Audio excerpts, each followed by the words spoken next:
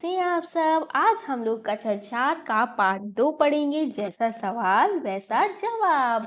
आप लोगों ने बादशाह अकबर और मंत्री बीरबल का तो नाम सुना होगा। काफी सारे कहानियां उनकी प्रसिद्ध हैं, तो आज हम उन्हीं के बारे में पढ़ेंगे। इसमें पहले हम इनकी कहानी पढ़ेंगे और बीच में जो भी कठिन शब्द हैं साथ में मैं शब्दार्थ आपको बताते हुए चलूंगी।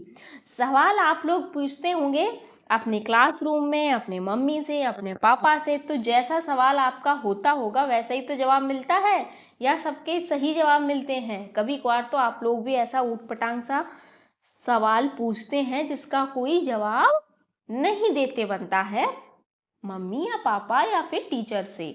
तो वैसे ही आज हम एक कहानी पढ़ेंगे जिसमें जैसा वो सवाल पूछेगा आप लोग कैसे पूछते हो ऊटपटांग, मम्मी आसमान में तारे कितने हैं, या फिर मम्मी ये सूरज क्यों निकला है। अरे भाई सूरज तो निकलेगा, क्यों, क्या निकला है। हाँ, तो इसे ही काफी सारे सवालों के जवाब हम देखेंगे। चलिए पढ़ते हैं। जैसा सवाल वैसा जवाब। पहले, बादशाह अकबर अपने मंत्री बीरबल को बहुत पसंद करता था। किसको पसंद करता था? मंत्री बीरबल को। बादशाह अकबर कौन थे? राजा थे। और राजा का मंत्री कौन था? बीरबल। बीरबल की बुद्धि के आगे बड़ों बड़ों की भी कुछ नहीं चलती थी। बीरबल क्या था? बुद्धि में बहुत तेज था, होशियार था।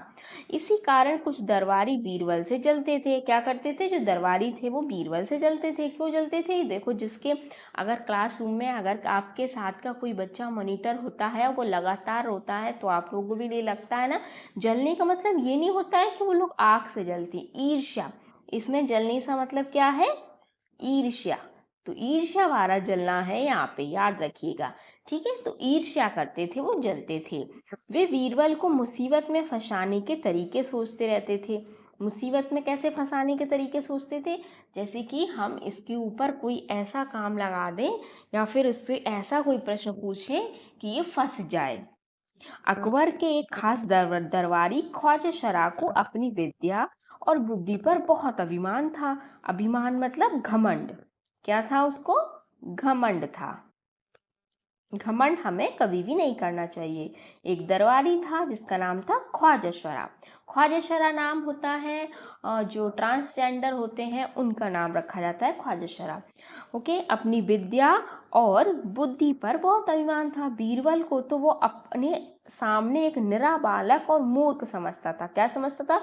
बालक और मूर्ख। मूर्ख, लेकिन अपने ही मन में से तो कुछ होता नहीं है। लेकिन अपने मानने से तो कुछ नहीं होता ना। जैसे आप लोग क्लासरूम में समझो कि हम बहुत होशियार हैं, हम ये काम कर लेंगे, लेकिन अपने मानने से तो आपको कुछ नहीं होगा ना।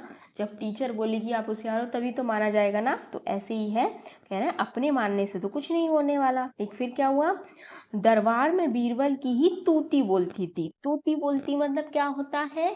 जिसकी चलती हो, जिसकी वाह वाह हो। अगर क्लासरूम में किसी के अच्छे नंबर आते हैं, कोई बच्चा पढ़ाई में होशियार है, तो बार बार मैम उसी का नाम लेंगी ना कि देखो ये बच्चा अच्छा है, अच्छा पढ़ता है, अच्छा काम करता है, तो उसकी तारीफ होगी बार बार। तो और उसी की बात मानी जाएगी। जब वो मॉनिटर बनेगा, सच बोलता होगा, तो वो कहेगा कि हाँ इन्होंने ऊधम किया है या इन्होंने बातें की हैं, तो की हैं, तो उसी की बात मानेंगी ना मैडम।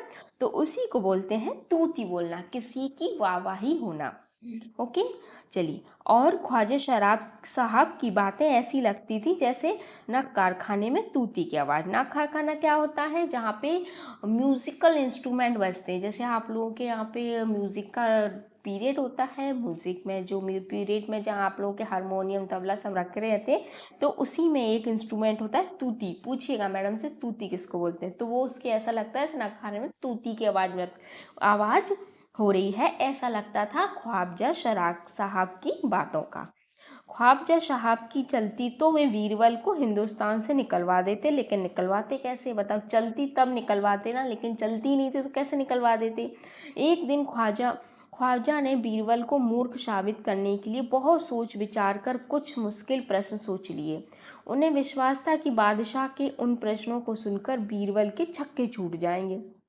छक्के छूट जाना मतलब दिमाग से एकदम से छक्के छूट जाना, कुछ समझ में ना आना। हाँ, तो उन्होंने क्या, ये मुहावरे हैं। उन्हें विश्वास था कि बादशाह के उन प्रश्नों को सुनकर बीरबल के छक्के छूट जाएंगे और वह लाख कोशिश करके भी संतोषजनक उत्तर नहीं दे पाएगा। संतोषजनक होता है संतुष्ट, जिससे आप संतोषजनक, जैसे आप भी अपने प्रश्नों के जवाब पूछते हैं, जब तक आपको बात समझ में ना आ जाए तब तक नहीं संतोषजनक होती। जब बात आपको पूरी समझ में आ जाती तो वो संतोषजनक बोला जाता है। फिर बादशाह मान लेगा कि ख्वाजा शरह के आगे बीरबल कुछ नहीं है। चलो भाई, ये है ख्वाजा शरह, इनके ख्याली पुलाव बना रहे हैं ये तो। ख्वाजा साहब अचकन पगड़ी पहनकर दाढ़ी सहलाते हुए अकबर के पास पहुंचे। वही अचकन पगड़ी पहने और सहलाते हुए बड़े एक्शन में जा रहे हैं। सिर झुकाकर बोले, बीरबल बड़ा बुद्धिमान बनता है। जो राजा महाराजा होते हैं उनके सामने सिर झुकाकर ही पहले बोला जाता था। तो बोले, बीरबल बड़ा बुद्धिमान बनता है, आप भी उसकी लंबी चौड़ी बातों के धोखे में आ जाते हैं। मैं चाहता हूं कि आप मेरे 3 सवालों के जवाब पूछकर उसके दिमाग की गहराई नाप लें। एक कागज में उसने सवाल लिख लिए और साहब अकबर को दे दिए और बोला कि आप पूछेंगे, ठीक है। क्यों भाई, राजा की चलती, ख्वाजा साहब पूछेगा तो थोड़ी वो बीरबल जवाब देगा, तो इसलिए उसने राजा को दे दिए। उस नकली अक्ल बहादुर की कलाई खुल जाएगी। कलाई खुल जाएगी मतलब पोल खुल जाएगी। अब भाई बताओ कैसे पोल खुलेगी, देखते हैं। ख्वाजा के अनुरोध करने पर अकबर ने बीरबल को बुलाया। उनसे कहा, बीरबल, परम ज्ञानी ख्वाजा साहब तुमसे 3 प्रश्न पूछना चाहते हैं, क्या तुम उनके उत्तर दे सकोगे? चलो भाई, क्या बोलते हैं बीरबल? बीरबल बोले, जहाँ पना जरूर दूंगा, खुशी से पूछें। चलो भाई, दे दे। ख्वाजा साहब ने अपने 3 सवाल लिखकर बादशाह को दे दिए। चलो, अकबर ने बीरबल से ख्वाजा का पहला प्रश्न पूछा, संसार का केंद्र कहाँ है? केंद्र होता है किसी भी, जैसे आप एक सर्कल करते हैं तो सर्कल के बीच का ये जो बिंदु होता है पॉइंट, इसको बोलते हैं सेंटर। तो किसी भी चीज का एक सेंटर होता है। तो उन्होंने बोला, जो हमारा ये संसार, इतनी बड़ी पृथ्वी है, इसका सेंटर कहाँ है, इसका केंद्र कहाँ है? अब बताओ बीरबल ने क्या जवाब दिया होगा?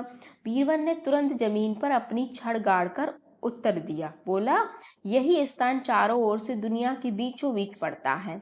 यदि ख्वाजा साहब को विश्वास ना हो तो वे फीती से सारी दुनिया को नाप कर दिखा दे कि मेरी बात गलत है। अब बताओ, ये तो उल्टे बातों में ही फंस गए। क्यों? क्योंकि पूरी दुनिया को फीता नापने के लिए पहली बात तो इतना बड़ा फीता ही नहीं है और ना ही कोई नाप सकता है।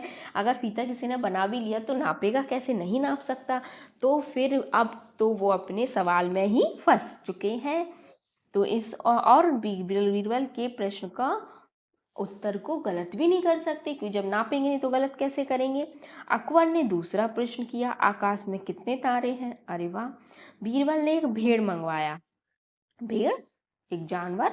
बीरबल ने एक भेड़ मंगवाकर कहा, इस भेड़ के शरीर में जितने बाल हैं उतने ही तारे आसमान में हैं। अब बताओ, बाल कोई गिन सकता है क्या? आप लोग अपने बाल गिन सकते हैं? अपने बाल गिन नहीं सकते तो भेड़ में तो कितने सारे बाल होते हैं, वो कैसे गिने जाएंगे? कोई नहीं गिन सकता। ख्वाजा साहब को इस संदेह मीन्स शंका हो तो वो बालों को गिनकर तारों की संख्या से तौल ले। अब बताओ, बालों को गिनेंगे तब तारों की संख्या से तुलना करेंगे। भाई ये तो कोई नहीं कर सकता। वो फिर से अपने प्रश्न में फंस गए। अब अकबर ने तीसरा सवाल किया, संसार की आबादी कितनी है? आबादी होता है जनसंख्या, जो हम सब होते हैं उसको बोलते हैं जनसंख्या। कितनी? तो जनसंख्या कितनी है? बीरबल ने कहा, जहांपना संसार की आबादी पल पल पर घटती बढ़ती रहती है, क्योंकि हर पल लोगों का मरना जीना लगा रहता है। कैसे लगा रहता है बच्चों? देखिए, जो भी बुजुर्ग इंसान होता है, बूढ़ा व्यक्ति, वो मरता है और जब नए बच्चे जन्म लेते हैं तो कभी कोई मर रहा है, कभी कोई जन्म ले रहा है, तो पता थोड़ी चलता है कि एग्जैक्ट संसार की आबादी कितनी है। या इसलिए यदि सभी लोगों को एक जगह इकट्ठा किया जाए तभी उनको गिनकर ठीक ठाक संख्या बताई जा सकती है। बादशाह तो वीर, अब बताओ, सब लोगों को इकट्ठा करो फिर उनको गिनो, तो दुनिया के लोग कैसे इकट्ठा होंगे? बेचारे कुछ तो आते आते रास्ते में मर जाएंगे। बादशाह तो बीरबल के उत्तरों से संतुष्ट हो गया। उसे लगा कि हाँ चलो सही जवाब है। लेकिन ख्वाजा साहब नाक मुंह सिकोड़कर बोले, ऐसे गोलमोल जवाबों से काम नहीं चलेगा जनाब। क्यों? नाक मुंह कैसे सिकोड़ रहे हैं? देखिए भाई, सिकोड़ रहे हैं ना। बीरबल बोले, ऐसे सवालों के ऐसे ही जवाब होते हैं। पहले मेरे जवाबों को गलत साबित कीजिए, तब आगे बढ़िए। अब सही बात है, पहले इस तरह की ये भीड़ लाई है, उसके बाल गिनिए, देखिए आसमान में तारे हैं, फिर बताइए कि ये गलत है। ख्वाबजा साहब से फिर कुछ बोलते नहीं बना। कैसे बनेगा? क्योंकि वो अपने सवालों में ही फंस चुके थे। अब है हमारे प्रश्नोत्तर। तुम्हारी बात। ख्वाबजा सरा के तीनों सवालों का क्या कोई और जवाब हो सकता है? अपने मन में सोचकर लिखो। हाँ, हो सकता है। जैसे उन्होंने पहला पूछा था कि संसार का केंद्र कहाँ है, तो वो किसी चीज का भी नाम ले सकते थे। मतलब जैसे हिमालय पर्वत संसार का केंद्र है, कुछ भी ले सकते थे। या फिर अगर तुम ख्वाबजा सरा की जगह पर होते तो बीरबल को हराने के लिए कौन से सवाल पूछते? बताओ क्या पूछते आप लोग।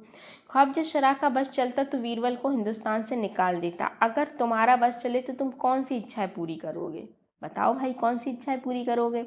ये सारे प्रश्न मैं आपको लिख कर दिखाती हूँ। नीचे है देखिए, हम प्रश्न पढ़ लेते हैं पहले। बस। नीचे लिखे वाक्य पढ़ो। मैं बस में बैठकर स्कूल जाती हूँ। अच्छा।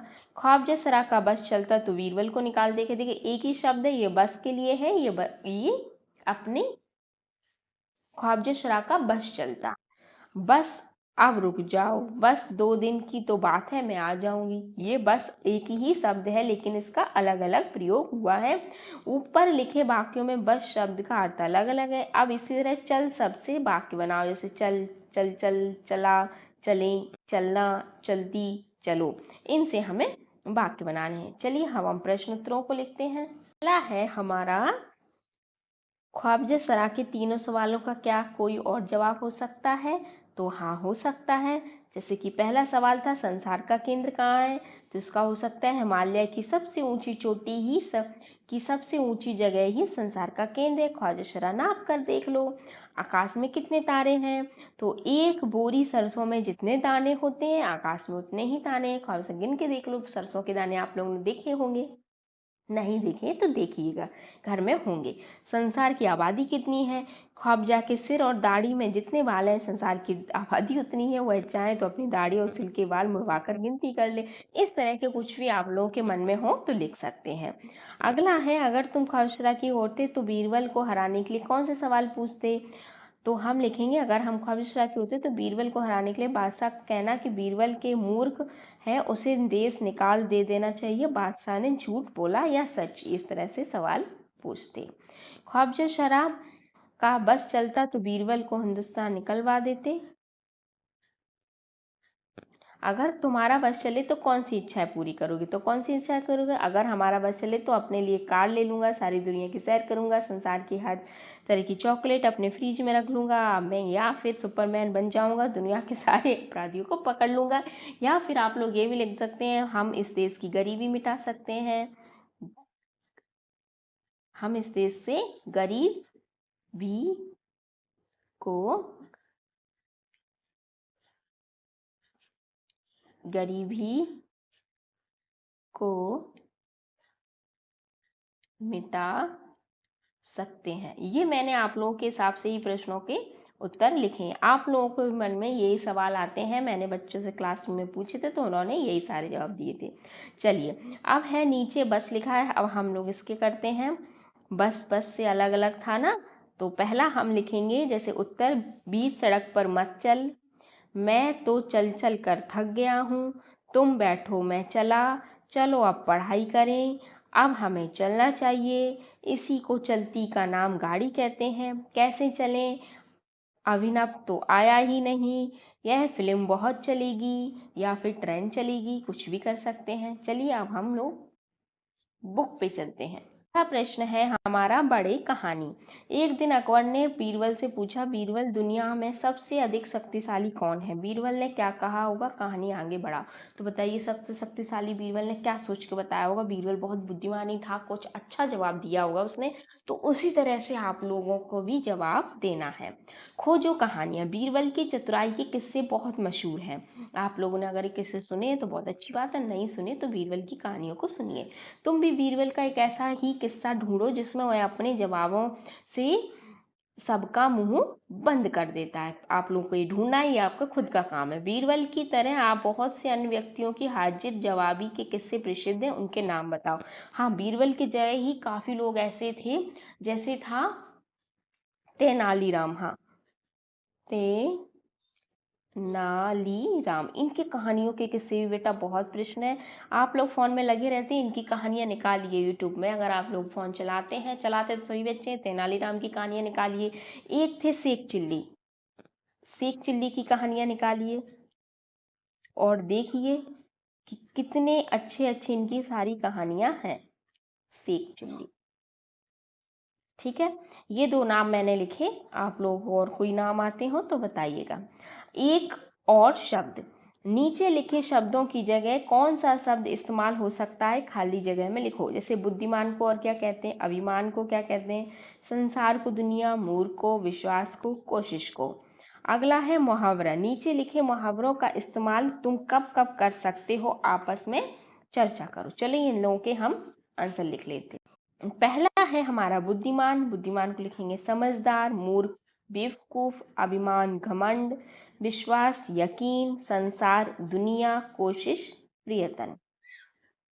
मुहावरे, अब मुहावरे कैसे लिखेंगे, नीचे लिखे मुहावरों का इस्तेमाल तुम कब कब करते हो, आपस में चर्चा करो। अब इनका वाक्यों में इस्तेमाल। हमने मुहावरे का एक बेटा क्लासरूम में बनवाया भी था प्रोजेक्ट, एक बच्चे की मैंने वीडियो भी बना के डाला था, अगर आप लोग नहीं देखा है तो देखिएगा। नाक मुंह सिकोड़ना, नाक मुंह सिकोड़ना का मतलब क्या होता है, अजीब सा मुंह बनाना हर चीज को। जैसे आप लोगों के सामने मम्मी लौकी की सब्जी रख दें तो आप लोग कैसे नाक मुंह सिकोड़ते, और वहीं पिज्जा चाउमीन बर्गर रख दें तो कितने खुश हो जाते हो, मैगी रख दें, तो ये होता है नाक मुंह सिकोड़ना। कलाई खुलना मतलब पोल खुलना, आप अपने कलाई खुलने का लिख सकते हैं। आप अपनी किसी फ्रेंड का नाम लिखे कि जैसे मान लेते हैं आर्यन नाम है, आर्यन का परीक्षा का परिणाम आते ही कलाई खुल गई, कलाई खुल गई। जैसे परीक्षा का परिणाम आते ही सोनू की कलाई खुल गई, तो सोनू की जगह अपने फ्रेंड का नाम लिख सकते हैं। नाक मुंह सिकोड़ना, गोबर का नाम सुनते ही पूनम नाक मुंह सिकोड़ने लगा, आप लिख देना लौकी की सब्जी का नाम सुनते, जो आपको पसंद ना हो ना उसका नाम लिखिए। लौकी की सब्जी का नाम सुनते ही आप अपना नाम लिखिए, अपने फ्रेंड का नाम लिखिए, अपने छोटे बड़े भाई बहन का नाम लिखिए, नाक मुंह सिकोड़ने लगे। चलिए, अब ये हमारा चैप्टर यहाँ पे फिनिश होता है। अब हम मिलते हैं अगले वीडियो में। आई होप आप लोगों को अच्छे से समझ में आया होगा। तब तक के लिए आप लोग ज़्यादा से ज़्यादा लाइक कीजिए, शेयर कीजिए, सब्सक्राइब कीजिए। बाय बाय बच्चों।